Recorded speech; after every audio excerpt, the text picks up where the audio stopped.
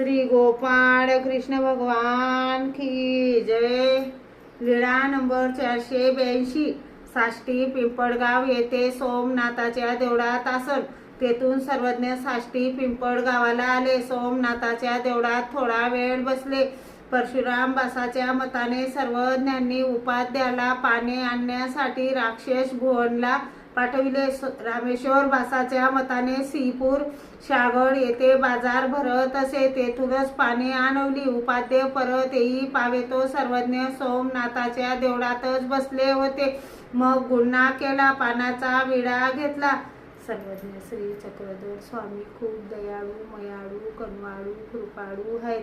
तुम्ही सर्वज्ञ श्री चक्रधर स्वामी यांची सेवा करा। सर्वज्ञ श्री चक्रधर स्वामी यांची भक्ती करा। आता सर्वज्ञ श्री चक्रधर स्वामी यांची प्रार्थना म्हणूया।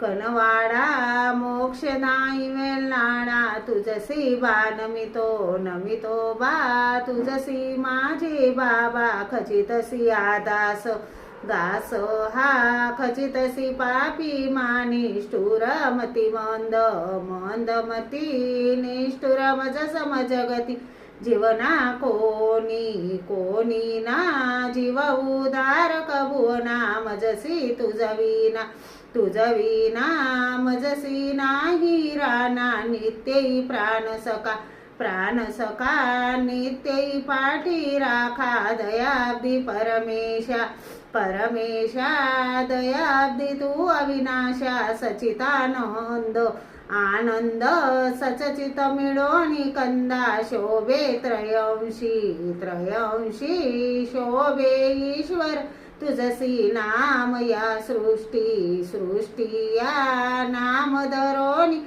राया व्यक्त झालासी व्यक्त स्वयं स्वरूपासी, जीवा कारण